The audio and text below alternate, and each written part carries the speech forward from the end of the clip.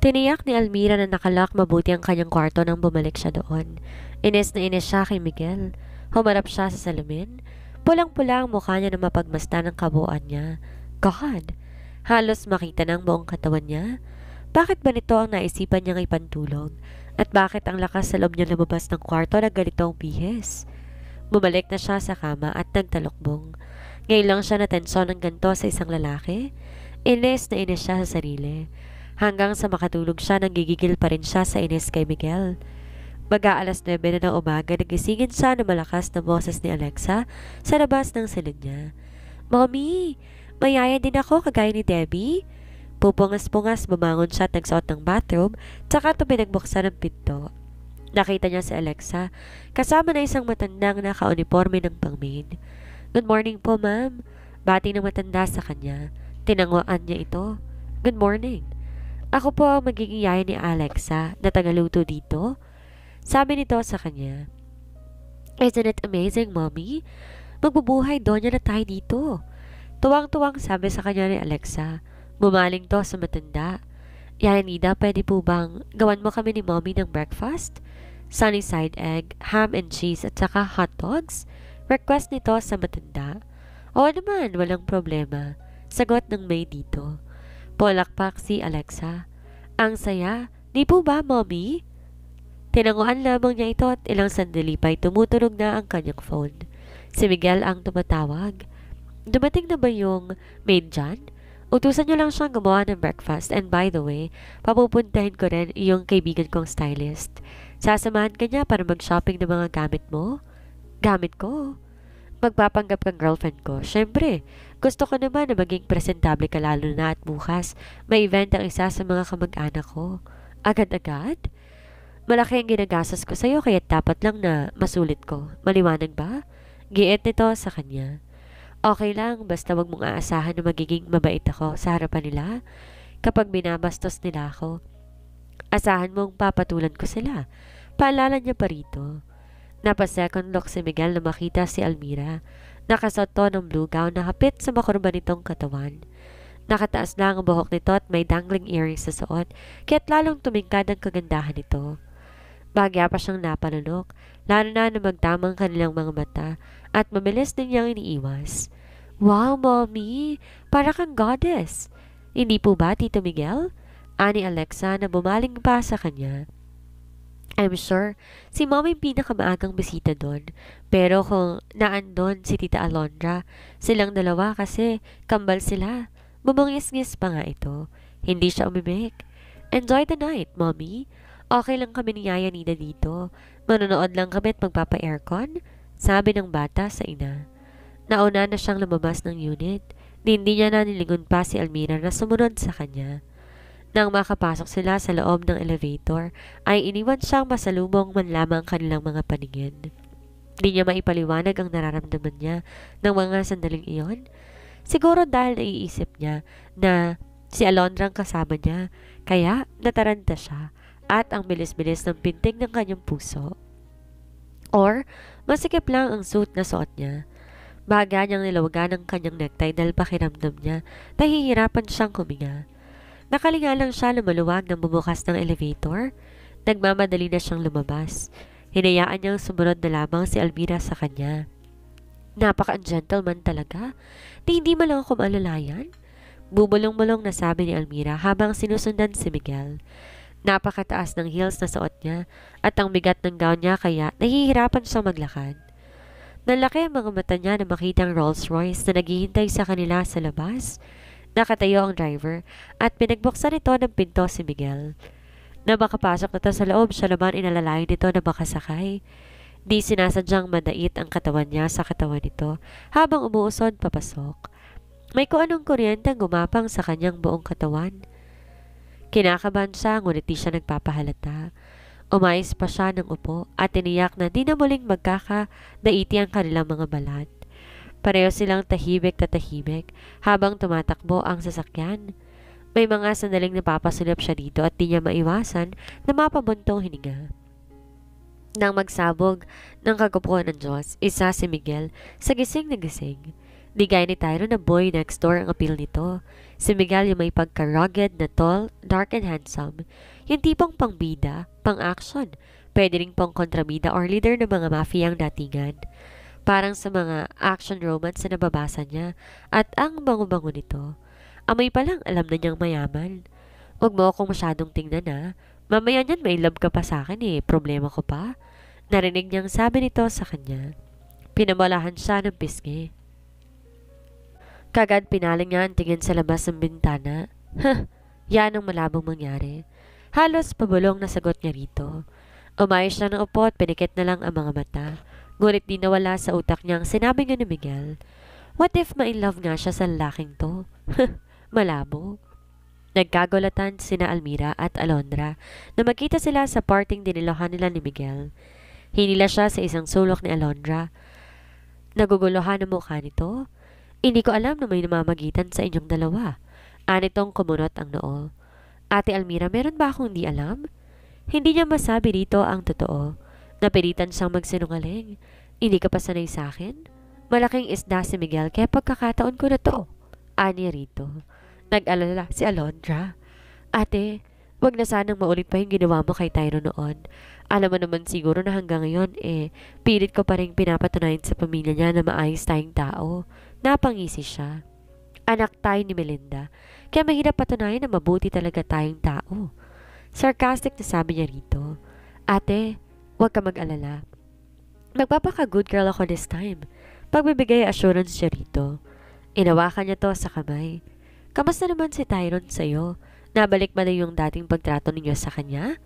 Mas nahigitan pa, ate. Masaya ang sagot nito sa kanya. Masaya ako na masaya ka. Ikaw, Ate Almira, masaya ka ba sa kanya? Paniniyak nito. Nagkibit siya ng balikat. Hindi ko alam. Malay mo mag-work. Nakangiti na lang ang sagot niya rito. Ayaw niya magbigay ng kahit anong detalye at baka mabuking pa ritong nagsisinungaling siya. Ate, basta kapag may problema ka, huwag kang mahiyang magsabi sa akin ha. Anito sa kanya. Salamat, Alondra. Sa kabila ng mga ginawa ko sa'yo, nandyan ka pa rin para sa akin. Ate, kung hindi naman dahil sa'yo, hindi ko rin makikilala si Tyron. Siguro talagang everything happens for a reason. Anitong salulyapan si Miguel na abalang nakikipag-usap sa birthday celebrant. Sana lang talaga hindi kanya ginagamit lang. May bait sa mga labing napangisi siya. Alangan naman na aminin niya kay Alondra na totoong ginamit lang siya ni Miguel. But this time naisip niyang kung gagamitin siya nito, bakit di na lang niya i-take advantage ang pagkakataong ito? At least, komportable ang buhay nila ngayon ni Alexa at di niya na kailangan sumayaw pa para lang mabuhay ito ng maayos.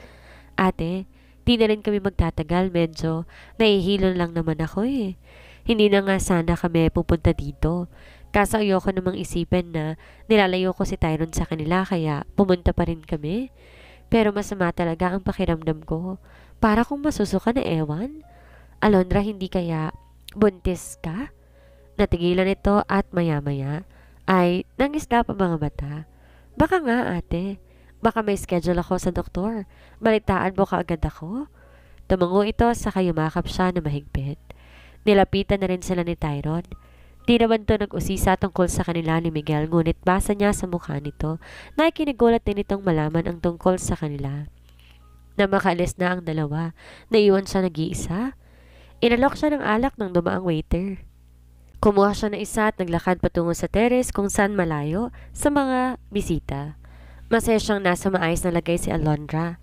Nabawasan ng tinik na dinadala niya sa dibdib kahit papaano. Nakita ni Miguel na nagtungo sa terrace si Almira.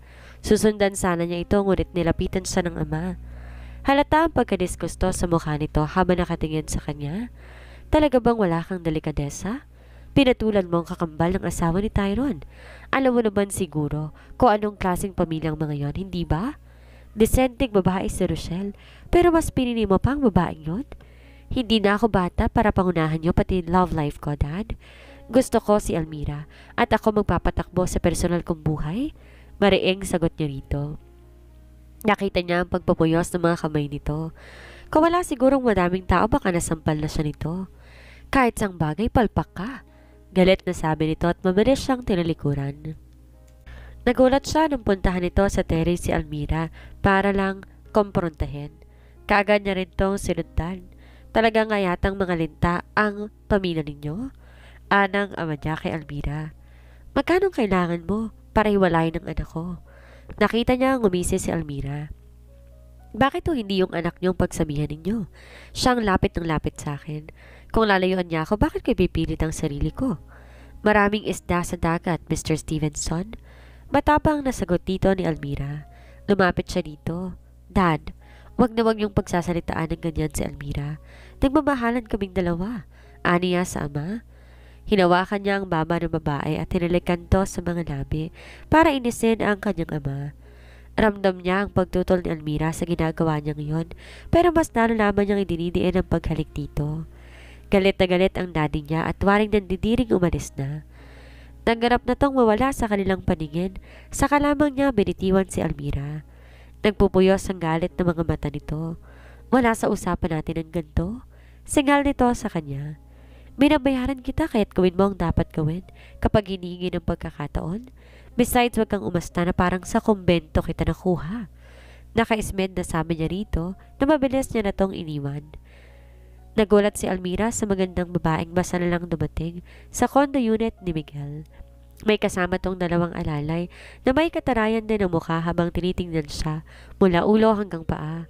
So ikaw ang kakambal ni Alondra? May sakasungitang sabi ng magandang babae. Nilingon nito ang dalawang maids. Mga yaya, sino mas maganda sa aming dalawa? Siyempre po kayo, ma'am. Halos sabay ng dalawang maids. Natawa siya. Natural mas maganda ka sa paningin nila kasi ikaw nagpapasweldo sa kanila. Sarcastic sabi niya sa babae at inikutan to. Di hamak namang mas matangkad ako sa'yo. Hinawakan niya ang boobs nito. Mukhang fake pang boobs mo samantalang sa akin. Totoo. But in fairness, maputi ka't marami kang diamante sa katawan. Pero pag tinanggal mo mga yan, mas namang ako sa'yo. Yaya, totoo bang sinabi niya? Umiling ang dalawang katulong. Hoy, dalawang pangit. Wala kayo sa posisyon para mag-judge dahil hindi nyo alam ang totoong maganda? Mataray na sabi niya sa dalawa. Nagkatinginan ng mga to at sabay na umirap sa kanya. Tinignan niya na batiim ang magandang babae. Sino ka ba't may kasama kang dalawang pangit na para mga robot? Ako si Rochelle, ang future wife ni Miguel. Nakataas ang babang pakilala ng babae sa kanya. Ah, ikaw pa rin babaeng habol ng habol sa Miguel ko. Nangiinis pang sabi niya rito. Hindi ka ba nahihiya na kay babae mong tao? Ikaw pa yung habol ng habol kay Miguel. Na patay naman sa akin? Napahumindig ang babae. Hinablot nito ang nakaponitil niyang buhok. Hindi ako naghahabol kay Miguel. Ako ang totoong mahal niya at botong buong pamilya niya sa akin. Kung gusto mo ipatawag pa natin ang mommy at daddy niya. Tinulak niya ito. Natumba ito at pangbatang umiyak. Kagad naman tong sinaklolohan ng dalawa nitong alalay. Idedemanda kita sa ginawa mong to sa akin? Nagbabantang sabi nito sa kanya. Napangisi siya. Sige lang, para magkaalaman ako sinong tanga. Ikaw ang sumugod dito. Sinabunutan mo ako at pinagtanggol ko lang sarili ko. Pagkatapos ikaw pa may ganang magdebanda? Wala akong pakialam. Marami akong connections kaya't kayang-kaya kong baliktarin ang pangyayari. Napatingin siya sa CCTV. Go ahead. Hindi magsisinungaling ang CCTV. Tingnan ko lang kung sino magmumukhang katawa-tawa sa ating dalawa. Pinamulahan to ng mukha. Hoy kayong dalawang pangit. Sita niya sa dalawa nitong alalay. Ilabas nyo na yung amo ninyo dito. Kung ayaw nyong pati kayo, ipapulis ko. Mabilis tumalima ang dalawang katulong. Halatang shock sa ipinakita niya ang katapangan. Paglabas na mato, malakas niyang sinara ang pinto. Umagang umaga, sinisira ng mga yun ang araw niya. Gumawa siya ng kape at naupo. So yun pala si Rochelle, ang babaeng patay na patay kay Miguel. Ano pa ba ang ayaw ni Miguel dito? Pagkaganda-ganda na, tinatanggihan pa? Pero nakuha ni Alondra ang pihikan nitong panlasa at ang babaeng yon gagawin lahat para kay Miguel. Hindi niya alam kung anong meron sa mga babaeng kagaya ni Rochelle. Never niyang magagawang manlimos ng pagmamahal sa isang lalaki. Nasa kalagitnaan ng meeting si Miguel nang bigla na lang sumulpot si Rochelle. Makikipag-usap ka ba sa akin? Or babalikan kong malitang babae yon para ilampas sa sahig? Natatakot na sabi nito. Napapahiyang kinaladkan niya ito sa tagiliran at sinenyasan ng kanyang sekretary na ipagpatuloy ang kanyang ginagawa. Gigil na gigil siya sa ines kay Rochelle. Kailan ba siya nito titigilan? Don't tell me ginulo mo si Almira. Inirapan siya ni Rochelle, tsaka bahagyang humikbi. Talaga bang wala na akong halaga sa inyo? Hindi ka nagtagumpay kay Alondra. Ngayon, yung kakambal naman niyang ibinahay mo? Hinila niya ito papalabas sa conference room hanggang sa makarating sila sa kanilang opisina. Sino ba ang nagsabi sa'yo na may karapatan kang panghimasukan ng buhay ko? I am your future wife. Dinuro niya to sa noo. Tigilan mo ng kalokohang to, Rochelle. Hindi ka nakakatuwa. Seryoso ka ba sa babaeng yon? Halos paanas lang na tanong nito sa kanya. Oo at hindi. At kung ano man ugnayan ko kay Almira, wala kang karapatang panghimasukan ako. Giit niya rito. At pwede ba wag na wag mo siyang guguluhin? Magiging kawawa ka lang sa kanya. Feeling ko hindi ka naman niya mahal. Ginagamit ka lang niya at saka hahanap ka rin lang ng kapalit ko sa may anak pa? Wala ka bang delikadesa? It is none of your business. Ang tapang ng babaeng yon. Magiging kawawa ka sa kanya. Akalain mong tinulak niya ako tas nilalait-lait niya yung two angels ko? Parang batang sumbong nito sa kanya. She's a devil, Miguel.